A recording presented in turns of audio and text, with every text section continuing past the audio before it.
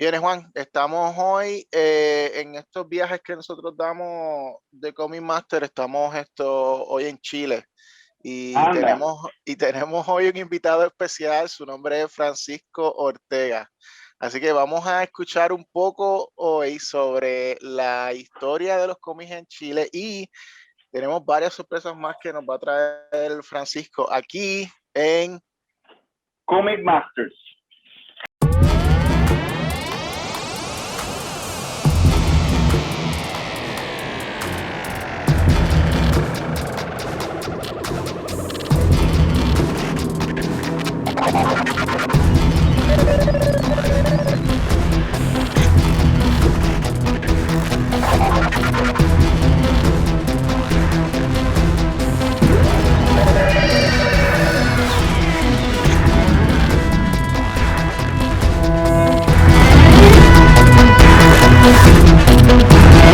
Okay. Bueno, Juan, esta semana ha sido bien interesante con WandaVision. Todo el mundo está hablando de eso. WandaVision. Marvel esta vez está haciendo una cosa bien interesante que es esto manteniéndonos confundidos de qué diantre es lo que está ocurriendo.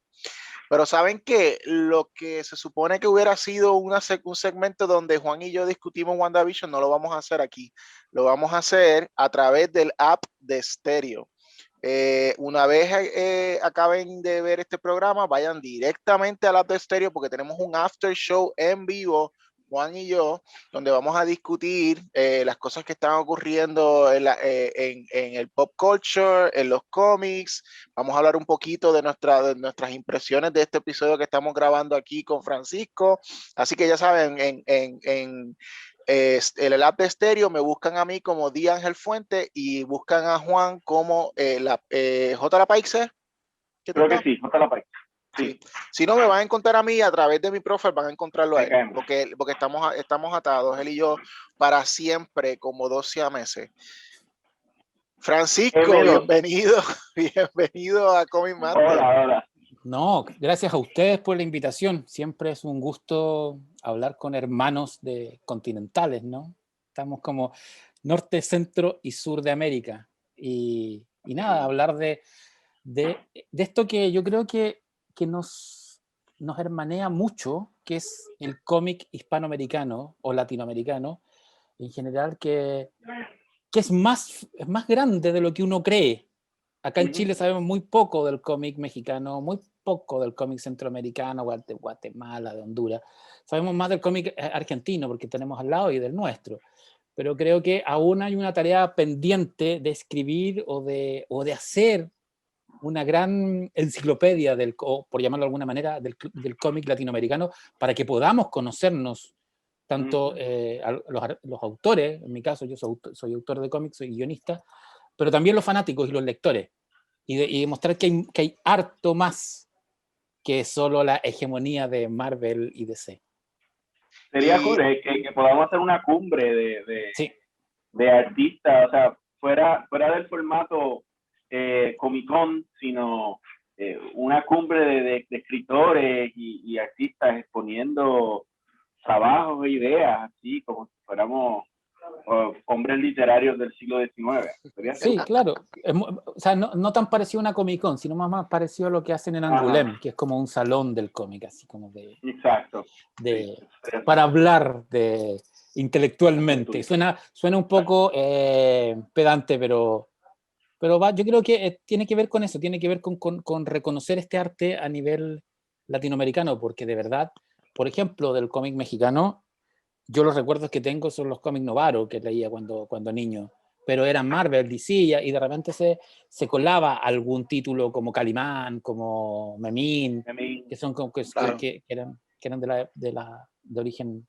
Y ustedes también, yo creo que saben, la mayoría del continente lo que sabe del cómic chileno es Condorito, que terminó siendo universal, porque durante mucho tiempo tanto los hermanos mexicanos pensaban que Condorito era mexicano, los argentinos que era argentino, los colombianos que era argentino, pero no, Condorito es un personaje originado en Chile. Lo que pasa es que el creador, Pepo, llega un momento en que él vende los derechos de autor y se los vende a Televisa, y Televisa los administra por todo el continente y se convierte en, yo les diría que quizás la gran exportación no tradicional chilena, y es bonito que Condorito sea finalmente parte de una identidad latinoamericana en lugar de una identidad chilena.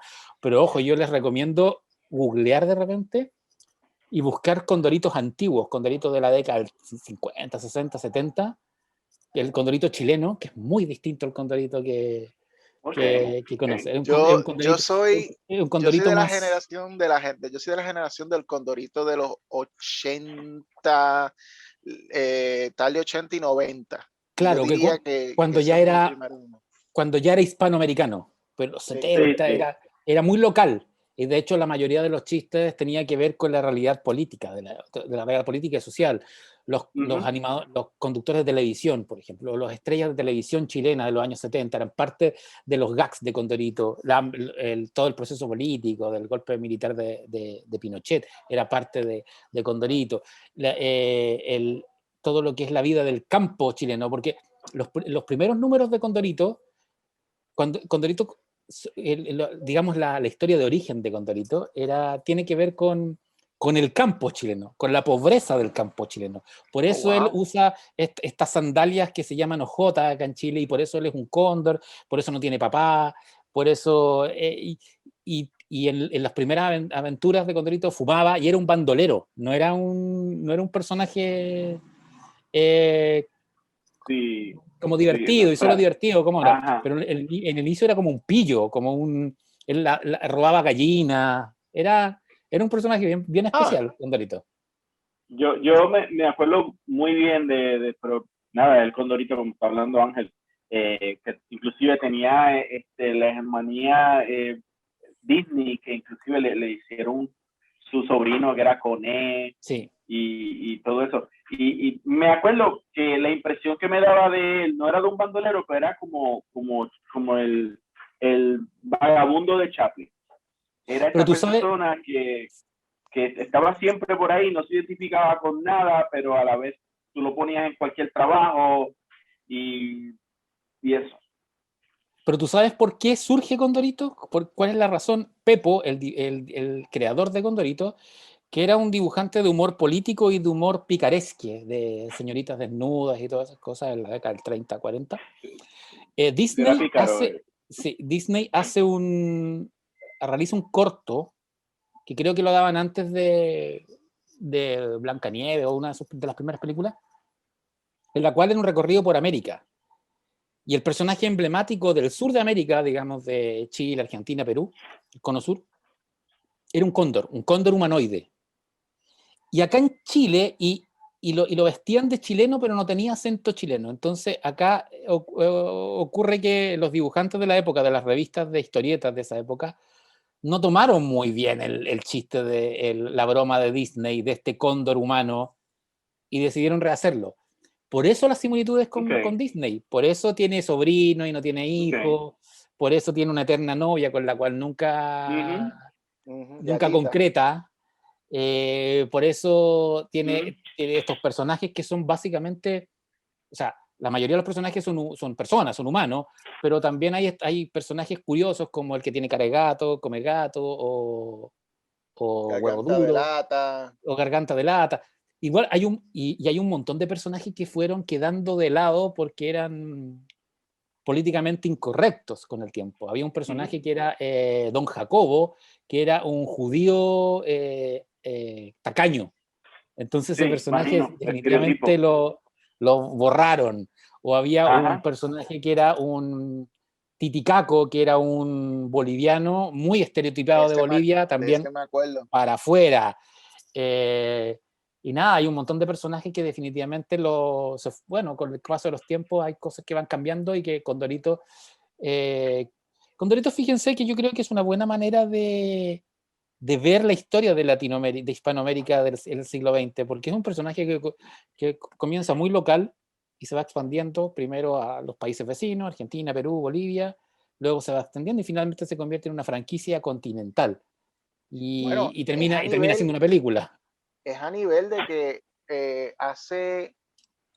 yo me mudé a Estados Unidos hace 10 años y yo estaba trabajando en un banco y en el banco me mandaban a distintos sitios porque hablar con gente que solamente hablaba español para traerlos, que abran cuentas en el banco y qué sé yo. Y yo tomo un tren a los últimos puntos más lejos del Bronx. Ya. Y cuando salgo del tren paso por un kiosco y en el kiosco está puesto revistas de Playboy y las revistas de cable TV y toda la cosa, y de momento hay un Condorito. Todo lo único que hay en español es un cómic de Condorito. Y es como que, wow, o sea, en cualquier parte del mundo yo lo voy a encontrar este cómic. Sí.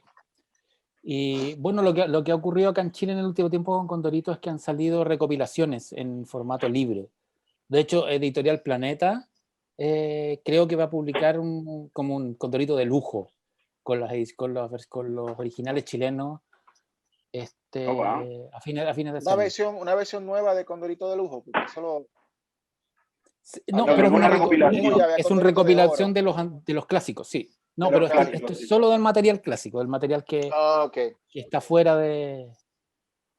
A mí me da lo que tú comentaste ahorita de Disney, me choca porque yo vi este documental, no un documental, en realidad vi el video del viaje que él dio a Latinoamérica y eso fue como una explosión de arte. Yo sé que pues el arte siempre estuvo en Latinoamérica, y era hasta el momento que los americanos lo descubrieron. Y quizá el documental no ha envejecido suficientemente bien, porque inclusive hay cosas no racistas, pero tú sabes, bajo los estereotipos. Pero me choca que esto fue una explosión que se originó en Latinoamérica después y se crearon cosas como Condorito y esas cosas. Exactamente. Y sabes que por lo menos en Chile, el cómic es... Yo me acuerdo haber ido a la Feria del Libro de Guadalajara el año 2012 a presentar un libro y hablar de cómic chileno. Y una de las cosas que se sorprendían los colegas mexicanos era el respeto que hay a la historieta en Chile. Historieta le decimos. El cómic en Chile se estudia en las universidades. Wow. Las dos editoriales más grandes de Chile, que son Penguin Random House, que es multinacional, y Planeta, que también es multinacional, tienen sus divisiones de cómic donde publican material chileno. Dentro del premio literario chileno más importante que se da todos los años, que es el Consejo Nacional de la Lectura, existe la categoría novela gráfica. De hecho, la primera novela que la ganó fue mía, que es Mochadic, que la ganó el 2013. Wow, felicidades. Háblanos un poco de Mochadic. Háblanos de ¿qué te originó básicamente publicar la real historia detrás de la leyenda. Mira, qué bueno que lo dejas así, porque básicamente es eso. A mí siempre me llamó la atención que en Chile se conociera muy poco del origen, porque Moby Dick la conocemos todo, ¿no? La novela de Herman Melville, del Capitán Ahab y todo, pero que en Chile se conociera muy poco de la vinculación que tenemos con esa novela, porque la ballena blanca, el cachalote albino, la ballena de esperma blanca llamada Mochadic, se veía en nuestras costas. De hecho, alrededor de la isla Mocha, que de ahí viene el nombre. Esta ballena era una ballena blanca muy feroz, que era famosa en la década de 1820 o 1830 por hundir barcos balleneros que recalaban en los puertos chilenos y en los puertos peruanos para cazar en el Pacífico. Ya estas ballenas de características inusuales como el color o el tamaño, los pescadores les daban nombres para identificarla. Ya esta ballena la llamaban Mochadic, y esa historia la toma un periodista norteamericano llamado Jeremiah Reynolds y la publica en un en un diario de Nueva York en 1830, y en 1851 Herman Melville la toma para escribir Moby Dick, y le cambia el nombre a la ballena por una anécdota. Le cambia el nombre porque un amigo de él, que era un capitán con el cual él había recorrido el mundo, se acababa de morir, y ese capitán se llamaba Tobias Green, y le decían Capitán Toby. Entonces lo que hace Melville es Mocha y Toby y Moby Dick. Y como que ahí todo el mundo y está bien, Moby Dick es un clásico de la literatura, pero todo el mundo como que se borra la historia original. Y la historia original no estaba contada, excepto en reportajes, en artículos de revistas tipo muy interesantes, o reportajes en la televisión local. Pero sobre todo los niños no conocían esta historia, y a nosotros nos pareció con Gonzalo Martínez, que es el dibujante, que era una buena oportunidad de usar el cómic para contar esta historia de la ballena blanca. Y durante el recorrido de la construcción de esta novela gráfica, descubrimos como autores, y yo como investigador además, que la ballena blanca, la figura de la ballena blanca era clave en la mitología de los pueblos originarios del sur de Chile. Por lo tanto, el libro, que iba a ser una relectura del origen de la ballena blanca de Melville, terminó siendo una relectura de la mitología del sur de América, con la mitología literaria, y todo con una historia de aprendizaje, ¿no? O sea, todo esto que les estoy contando está contado como una historia de aventura, de un joven ballenero que llega al puerto de Valparaíso, se entera de esta historia, él tiene ideas de preservación, no quiere que casen a la ballena blanca, entra en contacto con el pueblo mapuche, y así se arma la historia, que finalmente es un libro que publicó Planeta. Está publicado en Chile, en España, creo que en México también está por Editorial Norma. En Argentina también está por Norma, porque hemos negociado con distintas editoriales. Ahora va a salir en Brasil. Y es un libro que yo le tengo mucho cariño, porque aparte del premio que ganó, para mí es un homenaje a la tradición del cómic chileno, que a eso iba. Desconocemos mucho de las tradiciones de cada país, pero por ejemplo en Chile hay antecedentes de historieta ya en la época de la independencia. Uno de los próceres de la independencia chilena, que se llama José Miguel Carrera, tenía la costumbre de burlarse de los realistas. Para ellos que desconocen tanto de la historia de Chile, estamos hablando de la independencia en qué entre 1810 y 1823, en ese proceso. Okay. El proceso de independencia de Chile duró 10 años. En el momento en que se declara la primera Junta Nacional, hasta que se declara finalmente la independencia en 1823. Fue un periodo entre guerra civil, guerra de todo tipo. Bueno, creo que es un proceso histórico que se repite prácticamente en todas las naciones de Latinoamérica. Pero en ese proceso hay un personaje que se llama José Miguel Carrera, que, para ponerlo en términos globales, es uno de los padres fundadores de la independencia de Chile, uno de los 4 más importantes. Okay. Y este personaje tenía la costumbre de dibujar con diálogos para burlarse de los conquistadores, ya no eran los conquistadores, pero ya del gobierno realista de la época. Y es más, comic strips. Y es más, fíjate que hay una historia muy curiosa. José Miguel Carrera tenía un amigo que se llamaba Manuel Rodríguez, que también es otro héroe de la independencia. Pero Manuel Rodríguez, José Miguel Carrera hizo de Manuel Rodríguez en 1817, a través de sus dibujos, lo convirtió en un personaje digno de cómic. Contaba historias maravillosas sobre este personaje, que decía, él es el guerrero del pueblo, este guerrero puede hablar con los animales, se puede convertir en duende, es uno con la noche. Era parte de un escuadrón de guerreros que se vestían de negro, que nunca existieron, pero que los inventó para lograr movilizar a la gente en 1820, que se llamaban los húsares de la muerte. Entonces hay como que de alguna manera, es curioso lo que voy a decir, pero como que este personaje histórico inventó los superhéroes antes que los superhéroes. Sí, y luego a finales del siglo XIX, en el Mercurio de Valparaíso, que creo que es el tercero o el segundo diario más antiguo de América Latina, aparece von Pilsener, que se le considera el primer personaje de cómic chileno. Y luego el cómic en la historia de Chile no se despega, no desaparece.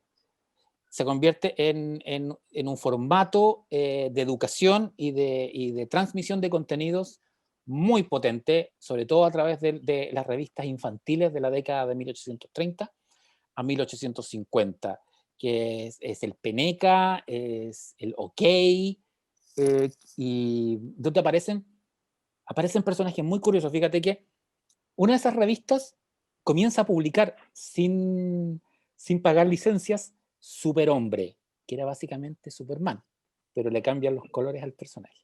Y aparecía en esa revista. En una época en que los derechos de autor no le importaban a nadie. Más Chile estaba en el sur del continente, que es de Nueva York, no se iban a fijar lo que pasaba en Chile, y eran planchas fotocopiadas. Hasta que en la década del 60 aparece una editorial fundamental que es Zig-Zag. Y Zig-Zag crea el departamento de historietas y comienza a publicar en formato comic book similar al norteamericano, que es el de 24 páginas con grapa, cómics para toda la parte sur de América. De hecho, consiguen la licencia de Disney y comienzan a publicar los personajes de Disney para Argentina, para Chile y para Perú, con traducciones chilenas. Por ejemplo, Goofy, acá en Chile, durante mucho tiempo se conoció como Tribilín, que era la traducción Así lo conocimos chilena. nosotros también. Sí, yo lo conocí como Tribilín también. Porque, Sí, porque esas traducciones chilenas comenzaron a aparecer por el resto de América. Se consigue una de las licencias más curiosas que se consiguen en Chile, es la licencia de James Bond. No tengo idea qué pasó con Inglaterra, que se las vendió a Zig-Zag y comenzaron a hacerse historietas de James Bond dibujadas y escritas por artistas chilenos, que hoy día para los coleccionistas de toda la memorabilia de James Bond de 007 son oro puro. O sea, yo he hecho el ejercicio de meterme en commanderbond.com, que es esta página de fanáticos, y subo imágenes de cómics que he comprado en ferias de pulga, etcétera, y los ingleses explotan, porque es un material de colección. Sí, Tengo un amigo que ha conseguido originales de Zig-Zag y los ha vendido a través de eBay a coleccionistas con un precio formidable. Y comienzan a aparecer, y en Chile comienzan a venderse semanalmente 400.000 cómics. Se convierte en un arte muy, muy popular.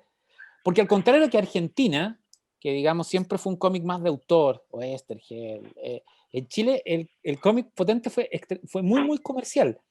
Y aparecían personajes como El Intocable, que era básicamente Tarzán, pero copiado. O qué sé yo, o Cinco por el Infinito, que eran básicamente los Cuatro Fantásticos, pero con otro nombre y con Pero te pregunto, esas versiones,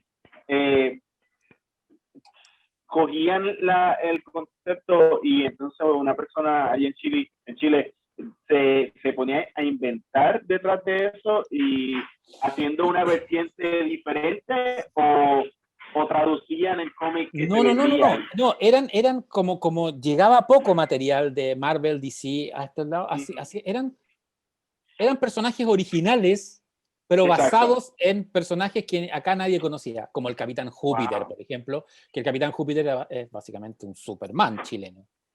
Y bueno, y en esa época aparece un personaje llamado Dr. Mortis, que Dr. Mortis era una especie de creepy, es decir, había un personaje que contaba historias de espanto. Sí, como el Crypt Keeper.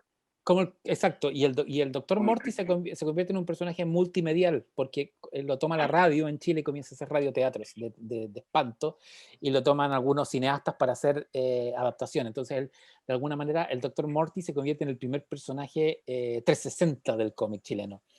Y finalmente, aparece en 1968 una revista fundamental, que es Mampato. Mampato es un magazine de cultura dedicado a los niños y a los jóvenes de Chile, que tenía temas de animales, historia, tecnología, astronomía, pero con historietas. Y los editores de Manpato contratan material franco-belga para publicar. Entonces empiezan a publicar en las páginas de Manpato Tintín o Asterix y otros personajes. Y así se comienzan a conocer esos personajes a Chile. Manpato llega a ser la revista más vendida de la historia de Chile. Era una revista semanal y vendía cerca de casi 1 millón de ejemplares. Y el nombre Manpato viene del personaje Manpato, que para Manpato mí de Disney. Scrooge no. Manpato es un personaje chileno que le da el nombre a la revista, que era el personaje emblema de esta revista. Y para mí sigue siendo mi personaje de cómic chileno favorito de la historia. Y yo siempre digo que si los creadores de Manpato hubiesen sido ingleses o norteamericanos, estaríamos llenos de live action y de parques temáticos. Porque mira el concepto de Manpato. Manpato son las aventuras de un niño de 10 años que un día en la cordillera de Chile tiene un encuentro cercano del tercer tipo, le salva la vida a un extraterrestre que le pasa un cinto espacio-temporal con el cual Manpato viaja por la historia en compañía de un gigante neandertal y una niña telépata del futuro, visitando a los vikingos, a los griegos, a los la primera. Es el Doctor Who infantil. Y viaja por el tiempo y combate contra dinosaurios y viaja al futuro y descubre que en el futuro los mutantes han dominado la Tierra, y luego viaja a la misma historia de Chile, y Cambi participa en la historia de Chile, viaja a la Primera Guerra Mundial, hay un arco que viaja a Grecia y está en la época de Pericles, y descubre que los dioses griegos existen. Entonces el chico dice, pero ¿cómo? Si los dioses griegos no pueden existir, si son una invención. Y descubre que los dioses griegos son extraterrestres. Entonces está lleno de esos conceptos. 1968. Y fíjate que tiene un concepto tan asombroso Manpato, que Manpato su primer viaje es a la prehistoria, donde conoce a este gigante neandertal que se llama Ogú, al cual le enseña a hablar. Por lo tanto, Manpato es quien inventa el lenguaje y la civilización. Y luego viaja al futuro y conoce a una chica telépata del futuro, y las aventuras son entre esta chica superpoderosa del futuro con este joven, con este gigante prehistórico, y este niño que es una especie de Harry Potter, muy heroico. Ser sincero, eso se publica nuevo, o sea, no nuevo, se republica en estos momentos y sería un palo.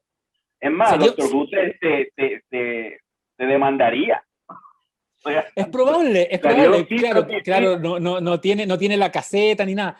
Pero fíjate que es contemporáneo de Doctor Who. Doctor Who es como del 64, ¿no? Claro, y a la misma época. Y bueno, y lo que ocurre después en 1973, que viene el golpe de Estado, el golpe militar, no, antes de eso viene la UP, la Unidad Popular, que es un experimento socialista que se da en Chile, donde se estatizan estas editoriales, y la Zig-Zag se convierte en una editorial estatal, y donde todos los cómics se convierten en personajes propagandísticos, pero muy entretenidos. O sea, por ejemplo, el Banque, que era un personaje que existía en la década de los 60, que era una suerte de zorro chileno, se convierte acá no en un personaje que pelea contra bandoleros, sino que pelea contra los grandes hacendados. Bueno, el 73 viene el golpe de Estado de los militares, y esa editorial se convierte en una editorial estatal nuevamente, pero de derecha, ultraderecha, y el cómic se convierte también pasa a ser también un material propagandístico, menos Manpato. Los dibujantes de Manpato se las arreglan para, a través de la ciencia ficción y a través de personajes infantiles, burlarse un poco del régimen sin que el régimen se dé cuenta. Finalmente, eso es buena ciencia ficción. Finalmente, en 1978, Manpato desaparece y viene un apagón del cómic chileno, que coincide con la llegada de Marvel y DC a Chile, y ahí después vienen todos los cómics de los juguetes de los 80, ¿no? Transformers, He-Man, G.I. Joe, pero el cómic chileno renace a mediados de 1980 como, fíjense que esto es muy interesante, como medio contra la dictadura militar, como un arte rebelde en revistas que circulaban de mano en mano, que trataban de promulgar el regreso a la democracia y denunciar las violaciones a los derechos humanos cometidas por los militares. Y eso... con la música pop, y punk y todo eso. Muy punk, muy extremo. Los cines, imagino los cines. Exacto. Habían tres revistas fundamentales que son OK, Trauco y Bandido. Finalmente en 1988 regresa a la democracia y creo que estoy muy oscuro, así. Regresa a la democracia y estos cómics rebeldes terminan desapareciendo porque vuelve un status quo y ahí hay como un estancamiento del cómic nacional, como que desaparece un rato, hasta que el 2011 habían intentos por aquí y por allá, pero algo ocurre entre el 2010 y el 2011 que comienzan a aparecer novelas gráficas, como las que las mías y las de otros colegas, que son publicadas por editoriales que de alguna manera buscan retomar esa tradición historietística que tenía Chile y que termina siendo muy bien acogida y encuentran nuevos lectores y las aventuras de Mampato, de este personaje del que les contaba hace un rato, empiezan a ser recopiladas en álbumes tipo Tintín. Okay. Y que comienzan y que vuelven a ser populares para nuevas generaciones, y así estamos hoy día. Eso es como a grandes rasgos la historia del cómic chileno. Te pregunto entonces, sí, dale. No, que iba a decir como que es interesante como que la historia de los cómics va de lleno relacionada como en respuesta al gobierno, ¿verdad? Pero sí. lo que mató a los cómics más bien fue la influencia externa americana, o sea, no tanto, o sea, porque como que mientras más fuerte era el gobierno, más rebelde era el cómic. Sí, pero eso yo creo que se da en todos los regímenes. Si uno revisa, por ejemplo, la URSS de Stalin, sobre todo después de la Segunda Guerra Mundial, hay mucha historieta rebelde.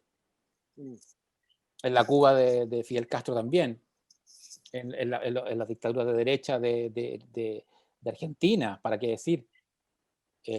Mucho cómic rebelde. Imagino que en Venezuela también debe haber contra el régimen de Maduro. Pero claro, cada vez que hay un régimen muy autoritario, ya sea de izquierdas o de derecha, hay una respuesta a través de la narrativa gráfica y eso yo creo que no solo es una identidad latinoamericana, quizás acá porque estamos más acostumbrados desgraciadamente a los golpes de Estado y a los gobiernos autoritarios, pero creo que es parte porque además es un lenguaje muy fácil de entender y muy directo. Universal. Es universal, es imagen, es narrativa, es narración con imagen. Se lee rápido, es un golpe. Y agraciada o desgraciadamente se aplica a lo que sea, porque como comentaste, era el arma para los izquierdistas, después fue el arma para los derechistas y después volvió a ser un arma de rebeldía. O sea, que es totalmente moldeable. Sí, desgraciada o agraciadamente. Exactamente. Wow. Entonces, como nos estás diciendo, lo que se da mucho ahora es el libro, la novela gráfica, sí, que ustedes lo ven más como un libro, lo compran. Hay tiendas de cómics, se venden los cómics así mensuales, como periodical. Hay cómics en los kioscos, los típicos, las ediciones Panini de Marvel, de DC. Hay en las librerías de cadena, las librerías en general grandes, también venden, sobre todo cuando están están en formato novela gráfica. A mí en particular, este formato me ha funcionado muy bien para entrar en los colegios, porque este libro se lee en los colegios de Chile. Es parte de la lectura, de las lecturas complementarias de primaria y algunos grados de secundaria. Y por supuesto también hay librerías de cómic que son antros nerd muy divertidos, donde trae lo último de Marvel y DC a la semana. Traen cómic europeo, cómic español y ediciones de colección, y que son como, bueno, esos antros que uno va y termina siendo amigo de los dueños. Aprovecho de saludar a Shazam Comics, que quedan cerca de mi casa, y soy muy amigo del dueño. En rigor, sí, soy amigo del dueño, pero también el dueño me saca todo mi dinero, o buena parte de mi dinero. A nosotros nos pasa lo mismo, dejamos cómics de nosotros en la tienda y compramos la mitad de la tienda. Un saludo a Metro Comics, a Patricio en Puerto Rico y acá en Nueva York, Midtown Comics. Oye, yo cuando he ido a Nueva York, hace tiempo que no, la última vez que fui fue el 2015, ajá. Midtown Comics es un paraíso. Sí, lo es. Cada vez que yo voy a Nueva York, no importa las veces que voy, termino en Midtown y es Forbidden Planet. Pero sí, más Midtown, porque es asombroso.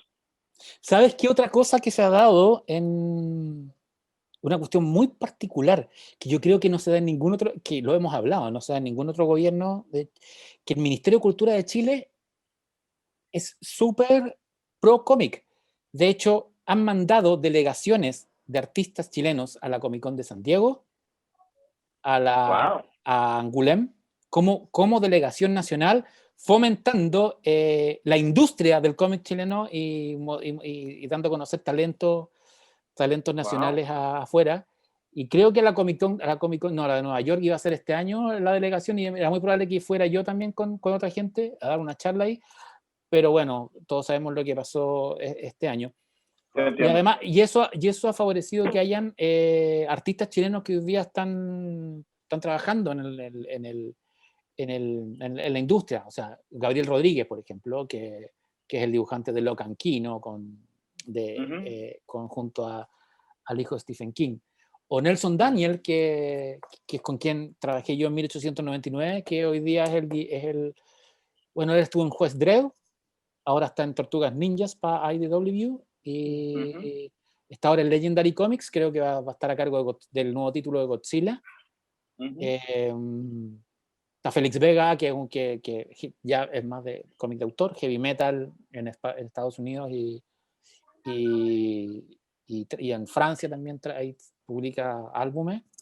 Está también, bueno, Gonzalo Martínez, el dibujante de Mochadik, él trabaja para Nueva Zelanda, hay dibujantes haciendo trabajos para India, para Corea. Entonces, para los dibujantes ha sido ha sido una súper buena ventana para quien conseguido trabajo afuera.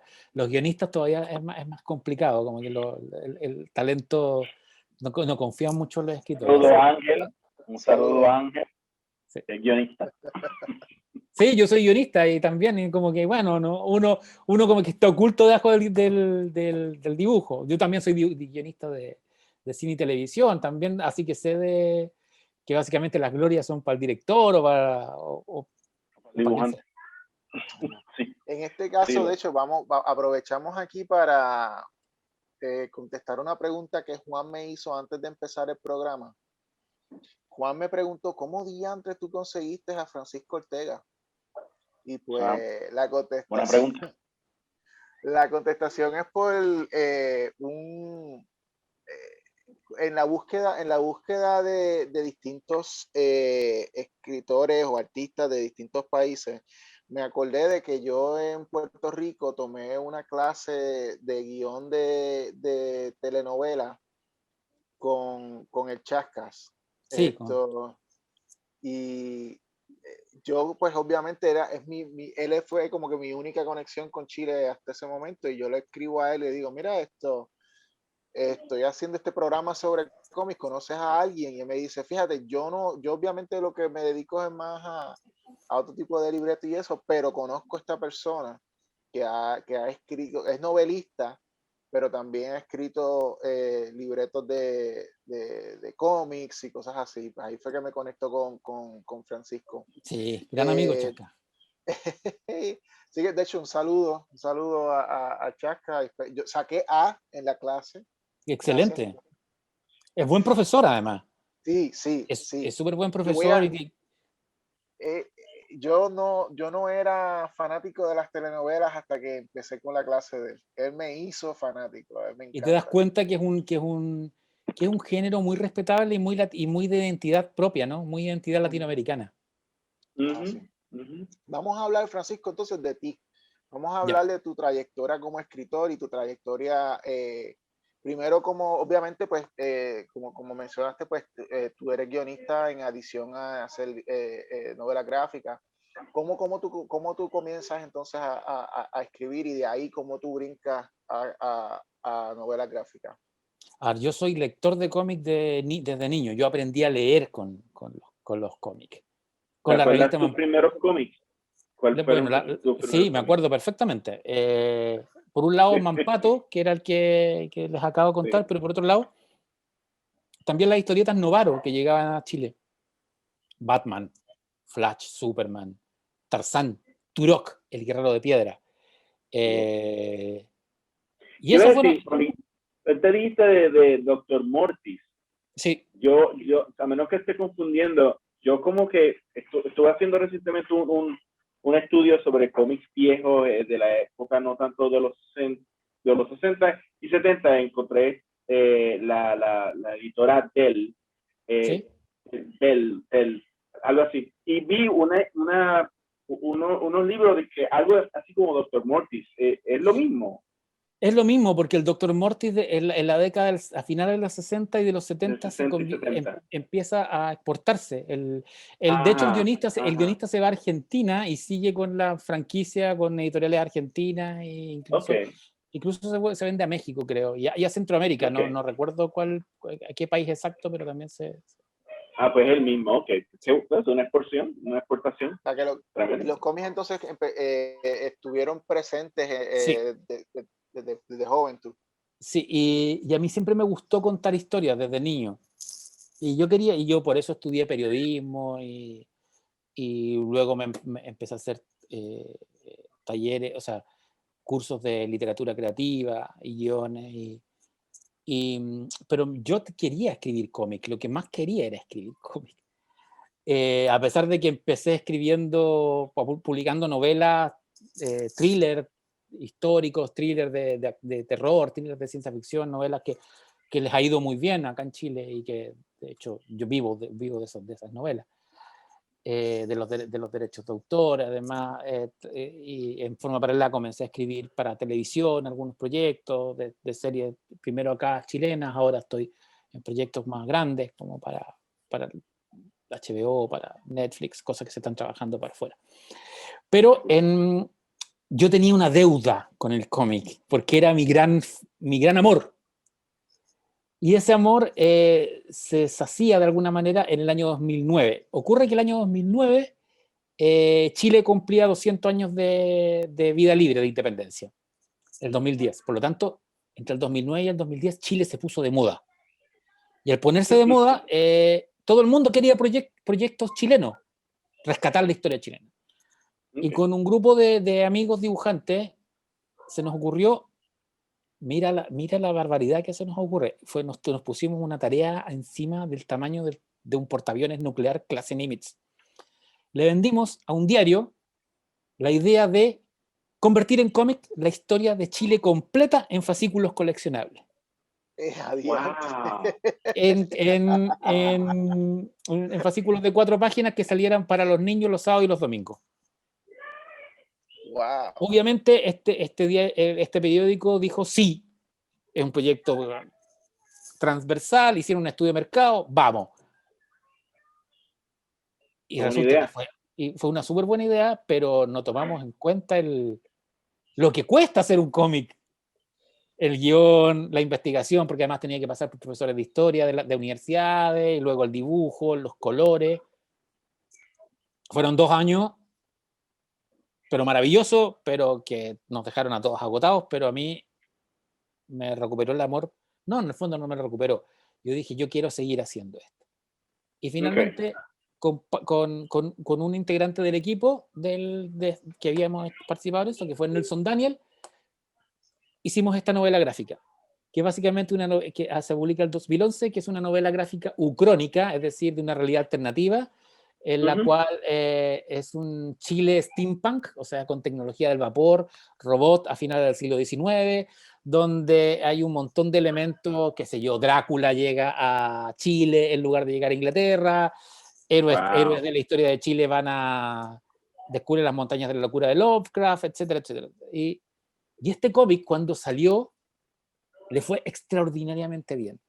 Pero así, extraordinariamente bien. Entró al ranking de los libros más vendidos en Chile. Era la primera vez que ocurría con un cómic. Y ocurrió una cuestión muy divertida, porque en este cómic nosotros tomamos un hecho histórico, que es el combate naval de Iquique, que es un hecho de la historia de Chile y Perú, pero lo cambiamos. O sea, en lugar de aparecen barcos voladores y Arturo Prat, que es este personaje que es el mayor héroe naval de Chile, aquí se convierte en una especie de científico loco, no muere en el 21 de mayo de 1879, como ocurre en la historia, sino que termina, o sea, sigue vivo, se pierde en la Antártica, encuentra extraterrestres en la Antártica, etc. Y el héroe peruano, que es este que está acá, que se llama Miguel Grau, se convierte en un cyborg con partes de metal y vapor. El problema es que Miguel Grau para los peruanos era sagrado. Entonces, cuando aparece este cómic, en Perú hicieron un escándalo. Con reportajes en la televisión, caricaturistas chilenos se ríen de Miguel Grau, reportajes en revistas magacinescas. Y finalmente, eso está tremendo. Lo que funcionó es que esta novela gráfica le fue muy bien en Perú, porque despertó la curiosidad y de repente la empezaban a leer, y en los sitios de cómic de Perú decían, pero si no tienen, es una realidad paralela, no es, ni siquiera es nuestra realidad. Aquí es claro que es un doble verso, de hecho el personaje principal tiene sueños con nuestra realidad, es como un juego. Entonces a este cómic le fue bien, y luego eventualmente vino la segunda parte, que está ambientado en 1959, y que acá el personaje es Che Guevara, y esto es más continental, porque acá es una guerra mundial por este mineral. Hay un mineral muy poderoso que se llama metahulla, y claro, aquí aparecen personajes desde Fidel Castro hasta Eva Perón, John Kennedy, en un mundo con extraterrestres y platillos voladores. Y luego de eso vino... ¿Querías hacer una tercera? Son tres. Son tres. Pero estamos atrasados porque a mi socio, al dibujante, lo contrataron de Legendary, y están trabajando para los gringos y luego de eso vino Mochadik, que ya les conté la historia. ¿Cuál es el año de la tercera? ¿2009? No, 2069 o 59. 2059. En el futuro. En el futuro. Sí, porque en el fondo, mira, la primera es steampunk, con esa estética. Sí. La segunda es atom punk, con esa estética. Ajá. Sí. Y queremos que la tercera sea space opera, con naves espaciales. Bueno, y después de estos vino Mochadik, que ya les conté la historia, y luego el año pasado vino Alex Nemo y la Hermandad del Nautilus, que es una suerte de... También la aventura es como más infantil, juvenil. Es la historia de un muchacho de 13 años que sabe cómo viajar a través de los libros, y que parte a buscar a su papá. Yo creo que el nombre del personaje es bien claro de quién es el papá, Alex Nemo, seguro, hijo del capitán Nemo, y que está perdido. Entonces él tiene que viajar a través de los distintos libros de Julio Verne, o sea, ir al centro de la Tierra y viajar a dar al mundo en 80 días, para encontrar primero a la Hermandad del Nautilus, que son los tripulantes del Nautilus que están desperdigados, y luego junto con ellos ir a buscar al Capitán Nemo, y lo hace con la hija de Miguel Strogoff y con gente de las novelas de es tremendo ese elemento de que él puede viajar a través de los libros. Sí. No, de hecho, todo me encanta, porque me imagino el estudio que hiciste para hacer el de las realidades alternas, Sí. porque el Steampunk y después el Atomic Age, que son dos, Atomic Age o Retro Future, es lo que Sí, yo estaba encontrado. lo llaman de las dos maneras. También ahora le llaman Diesel Punk, pero a mí me gusta hablar más de Retro Future porque en el fondo es más amplio. Ajá, ajá. Sí, sí, es tremendo y espero que puedas publicar el tercero y definitivamente quiero conseguir los primeros dos, que Están se ve muy interesante. están en, bueno, por Planeta debería publicarlos en el resto de América, pero por mientras están en ebook, en Apple Book y en Kindle Y en Amazon. en Amazon Kindle. y en Amazon Kindle. sí, sí, y en Amazon Kindle. Pero en Amazon Kindle me parece que están en Amazon.es, porque hay un tema que tiene Planeta con Amazon, entonces hay que comprarlos por Amazon.es, pero después igual los puedes bajar. Y también están en Google Play, también están. Okay. Pero te admito, me encantaría tener el libro. No, aunque sí. mi amigo aquí, Ángel, pues el digital está bien para él, pero a mí me encantaría tener el libro y que tú me lo filmes, porque Sí, de algún verdad día. me lo encontró Pero es que súper. algún día deberíamos retomar esa idea de hacer una especie de gran salón del cómic hispanoamericano. Y debería ser en algún lugar del centro para para que todos lleguemos Sería ahí. súper, para que todos viajemos. Sí. Y Y ahí no, hacer ahí pabellón. rumbeamos y nerdeamos y todo, Seguro ¿no? que sí. Sí, cada país trae un pabellón y hacemos algo. Wow, eso Sí, sería cool. Eso sería sería súper. cool. Te Sí, voy a preguntar unos detalles sobre ahora mismo, actualmente, mencionaste, pues sí, que hay tiendas de revistas, sí. kioscos, librerías, donde puedes ver allá en Chile, donde puede la gente comprar los libros, novelas gráficas. ¿Qué, eh, obviamente pre-pandemia, ¿qué actividades nacionales de cómic? Porque tú obviamente mencionaste también que Chile, el gobierno de Chile promueve a los artistas y a los escritores chilenos internacionalmente. ¿Qué actividades hay, tipo de Comic Con o cosas así? Hay una Comic Con Chile, como hay Comic Con a estas alturas hay Comic Con en todos los países, ¿no? Hay una Comic Con que se realizaba los meses de mayo. Hay una competencia a la Comic Con que se llama Fantastic Fest, que es lo mismo, pero que lo hace otra empresa, pero son muy parecidos, van al mismo tipo de público. Es decir, mucha tienda de souvenir, mucho merchandising, mucho cosplay.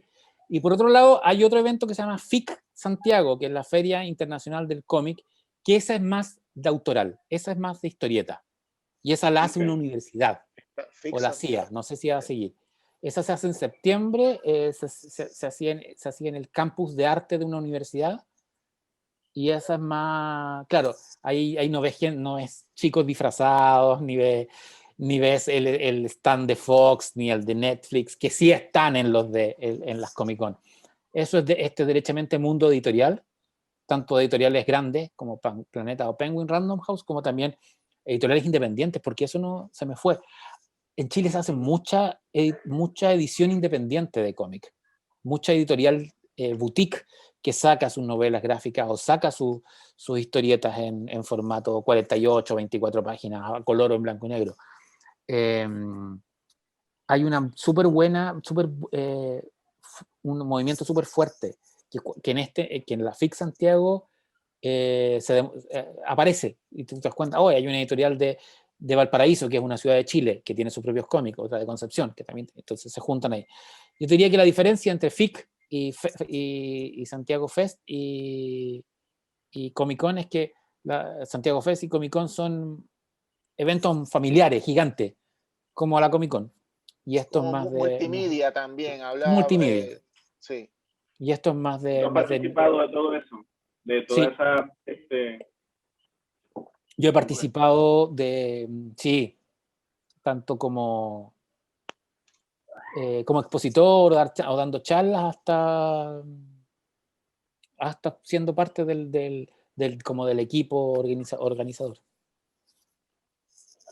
Wow, Estás hablando, by the way, estás hablando con otro organizador. Aquí al lado mío tengo a Juan, que tiene él organiza su propia actividad. Sí, aquí en Puerto Rico tenemos varias actividades, desde Puerto Rico Comic Con y otra cosa, pero nada más dos se especializan en el cómic local, que sería mi actividad, que es Manga Criolla y Tintero.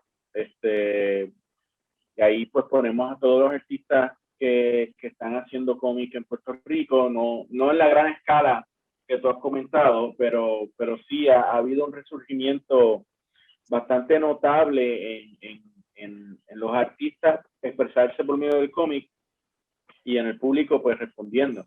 Lo hacemos gratis, la entrada es gratis y Es muy parecido a Fix Santiago, también es gratis, también se hace en un centro como de eventos de una universidad. Ajá, Y es básicamente para hablar y tratar y estudiar y disfrutar el cómic nacional.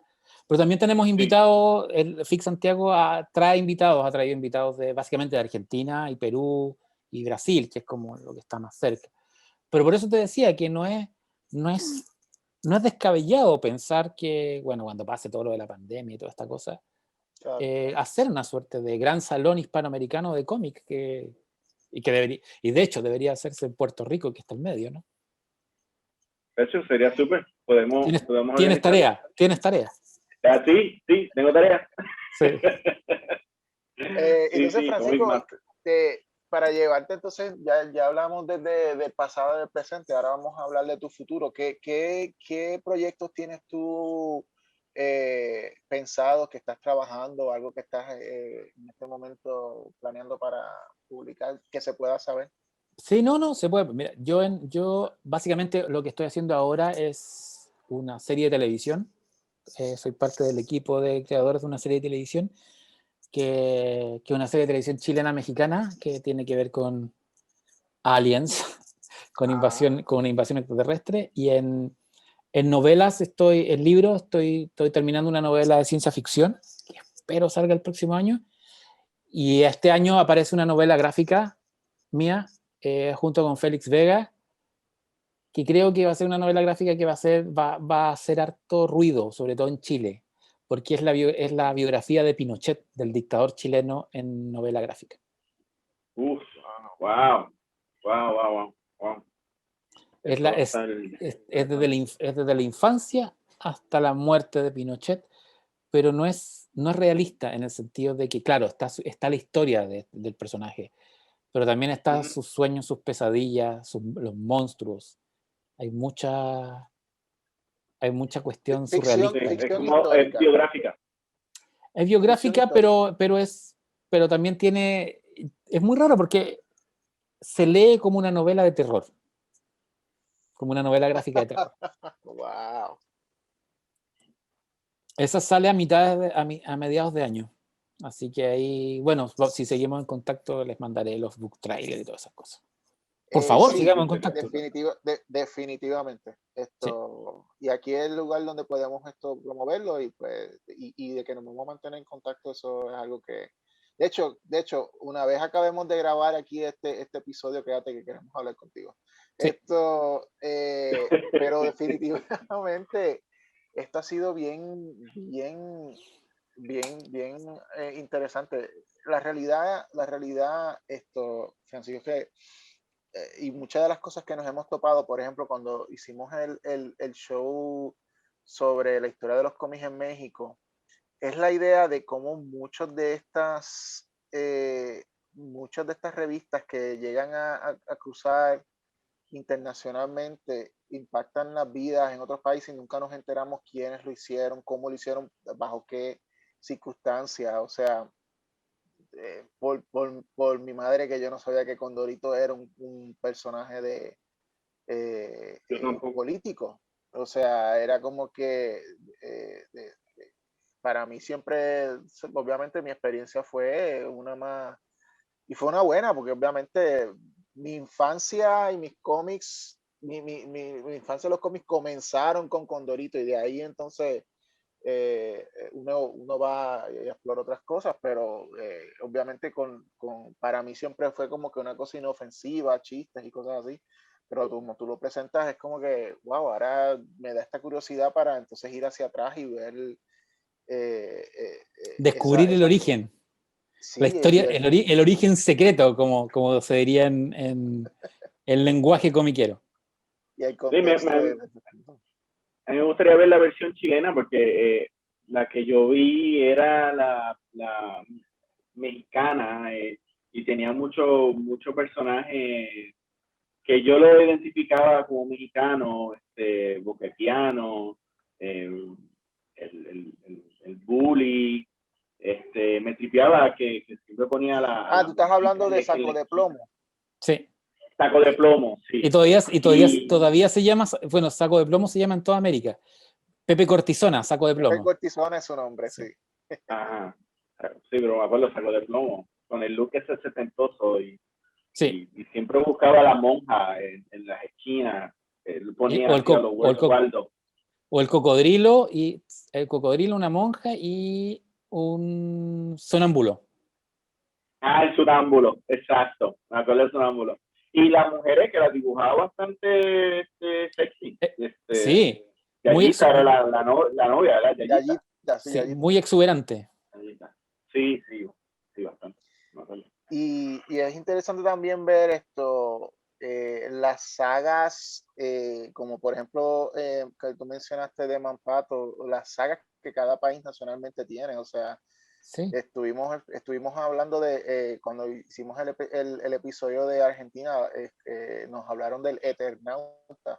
Sí, el Eternauta, que es tremendo, es gigantesco. Son unas sagas tremendas, largas y bien, súper bien escritas y bien dibujadas, que nadie nunca sabe.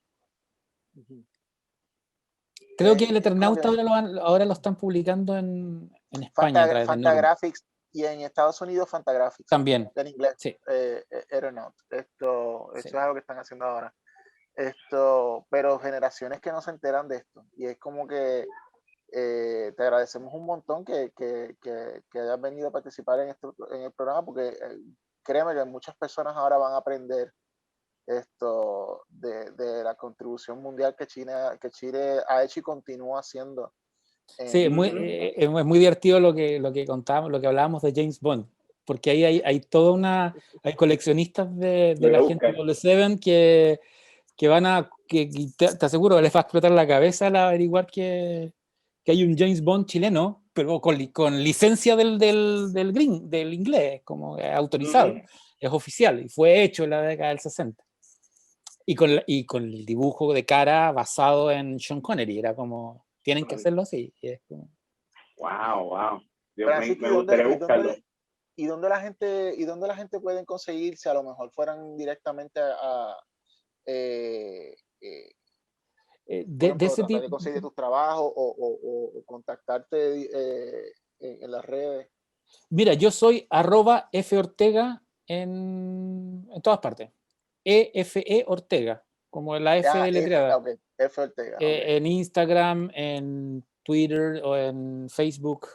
Estoy ahí. F Ortega. Ahí te pueden seguir, que tú mantienes a la gente al tanto del progreso en tus trabajos. Sí, y ahí es donde yo hago un podcast que también que se llama La Ruta Secreta, que es como más de misterio y historia y cosas friki. Está en Spotify.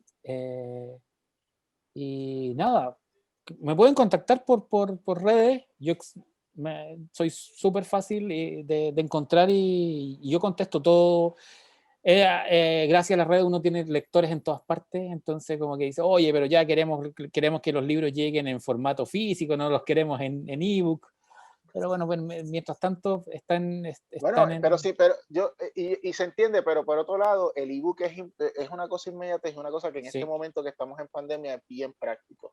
Sí, fíjate que yo como escritor y como enamorado del formato antiguo me costó el ebook. La transición. Pero en pandemia encontré que era wow, me salvó la vida. Yo voy a tratar de conseguir tus libros para bajarlos a Kindle. Sí, y también están novelas mías como Salisbury, que es una novela de terror, o Logia y El Verbo Kaifman, que son como thrillers sobre nazis y sociedades secretas en la Patagonia. Están además en Storytel, en audiolibro, así que ahí y con narradas por mexicanos, así que se va a entender. Qué bien. Wow. Porque dicen que los chilenos no nos entienden. Los chilenos somos los escoceses de Latinoamérica, porque hablamos así muy rápido. De hecho, yo estoy tratando de hablar. Mi entrenamiento es trabajar con colegas guionistas mexicanos, entonces yo tengo que hablar despacio para que me entiendan, entonces por eso estoy hablando despacio con ustedes. Pues Bueno, te pero entendimos. te Yo por lo entendimos menos lo entendí, totalmente, no me di cuenta. sí, te entendimos So, totalmente, súper. o sea que debes tener tremendo entrenamiento porque no lo notamos. Pensamos que el acento era así. Porque a No, veces los se chilenos, veía mira, que va rápido, pero era mira, como cuando estabas bien vuelta en las oraciones. yo te voy a mostrar cómo hablamos los chilenos. Mira, este es Alex Nemo, es una novela gráfica muy bacana, extraordinaria, entretenida, se lee así, rápido, y mire, pasan millones de cosas y cosas que pasan por acá, y eso. Así hablamos los chilenos, como más rápido. Rápido. Más rápido. Ahora voy a hablar más. Con ustedes trato y en rigor, es bueno hacer el ejercicio de pronunciar mejor. Muy bien. Muy bien. Debemos Muchas hacerlo todo. gracias por haber hecho Gracias el por estar aquí. sacrificio de estar aquí y de reducir la velocidad de tu La consideración. pronunciación para que la gente conozca más de la historia de los cómics de Chile. Esto ha sido esto es una cátedra lo que nos han dado, Juan. Esto está brutal. En verdad Estamos súper. sí. Estamos aprendiendo cada día. En cada programa aprendemos más de todo el mundo. Ya los tenemos ya poco a poco. Vamos a hacer esa cumbre. Hay que buscar la forma de hacer esa cumbre. Sería súper. Tenemos próximo par de países que creo que puedo conseguir otras personas adicionales, pero así que pues nuevamente muchas gracias a Francisco Ortega. Búsquelo en @F Ortega, Ortega. Ortega, en todas las redes, pero no en TikTok. No, TikTok, y cuando vaya a Nueva York te voy a pasar a visitar. Sí, Súper, vamos de lo que lleva 2 para que Sí. cuando yo si algún día voy a Nueva York, pues tenerlo en libro. Y vamos para Midtown y hacemos un tour así. Y ya sabes, Francisco, quédate en la línea, no te nos vayas.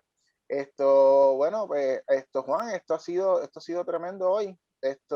Ya la semana que viene, si no me equivoco, la semana que viene tenemos el tema va a ser cómo los cómics se venden en Puerto Rico, cómo tú puedes vender los cómics en Puerto Rico, y nuestro invitado especial va a ser Alex Fuentes, mi hermano, muy bien, vendedor de cómics por excelencia. Así que nos vemos entonces. Entonces no se olviden que ahora inmediatamente que acabe este programa pueden ir al app de Stereo, me buscan a mí, a D. Ángel Fuentes o a J. Lapay, y pues vamos a estar haciendo un after show, Juan y yo, donde vamos entonces a hablar de los temas de la semana, incluyendo WandaVision, incluyendo los cómics de la semana, y también vamos a dar nuestras impresiones de este show con Francisco. Pero como esto va a ser grabado y aquello va a ser en vivo, nos vemos en el futuro. Juan, ¿y dónde nos consiguen a nosotros en las redes? Bueno, pues nos consiguen en YouTube como Comic Masters, en Instagram como Comic Masters Show, en Facebook Comic Masters también. Mis cómics de Digicomics los puedes conseguir en Metro Comics, en Capitán Granuja y en Bookmark. Además, a principio de este video ya vimos lo nuevo de Pánico, y cuando se acabe este episodio pues van a ver lo nuevo de Digi. ¿Y Pánico dónde lo consigues? Panicopress.com. Puedes ir allá a la tienda de Pánico en línea, puedes ordenar los cómics impresos, pero también estos digitales. También puedes ir a Comixology a buscar los cómics tuyos digitales. Tenemos toda la línea de cómics y novelas gráficas de Pánico Press disponible. Así que nos vemos entonces la próxima semana. Nuevamente, muchas gracias a Francisco y nos vemos entonces. Bye.